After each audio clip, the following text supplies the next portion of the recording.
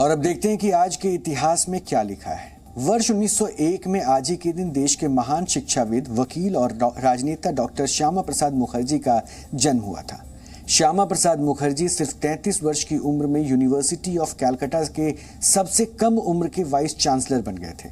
वर्ष 1947 से 1950 तक वो देश के पहले प्रधानमंत्री जवाहरलाल नेहरू के मंत्रिमंडल में उद्योग मंत्री थे। लेकिन भारत और पाकिस्तान के बीच अल्पसंख्यकों के मुद्दे पर हुए नेहरू लियाकत समझौते से नाराज होकर श्यामा प्रसाद मुखर्जी ने मंत्रिमंडल से इस्तीफा दे दिया था और इसके बाद उन्होंने वर्ष 1951 में भारतीय जनसंघ की नींव रखी थी। भारतीय जनसंघ ही आगे चलकर भारतीय जनता पार्टी में बदल गई।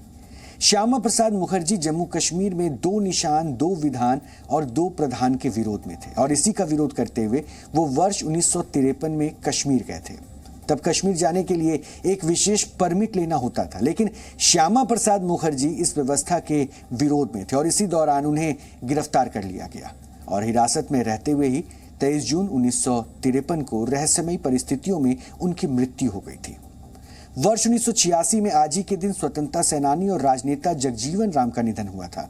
जगजीवन राम ने समाज में फैली छुआछूत की प्रथा का विरोध करते हुए all India depressed classes league की स्थापना की थी।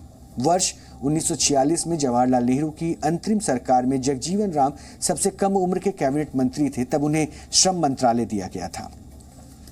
वर्ष 1885 में आज ही के दिन फ्रेंच रसायन शास्त्री लुई पास्चर ने रेबीज के वैक्सीन का सफल परीक्षण किया था। रेबीज एक वायरल डिजीज है जो दिमाग में सूजन पैदा करते हुए पूरे शरीर को प्रभावित करती है और ये बीमारी आमतौर पर रेबीज वायरस से संक्रमित कुत्ते या बंदर के काटने से होती है। और वर्ष 1785 में आज ही के दिन डॉलर को अमेरिका की करेंसी यानी मुद्रा के तौर पर एकमत से चुना गया था। डॉलर एक ऐसी मुद्रा है जिसे पूरी दुनिया में व्यापार के लिए स्वीकार किया जाता है और इसे आज की तारीख में सबसे मजबूत अंतर्राष्ट्रीय मुद्रा भी माना जाता है। दुनिया भर के विदेशी मुद्रा भंडारों में 60% हिस्सेदारी डॉलर की है और 40% अंतर्राष्ट्रीय लोन भी डॉलर में ही जारी किए जाते हैं। जी न्यूज़।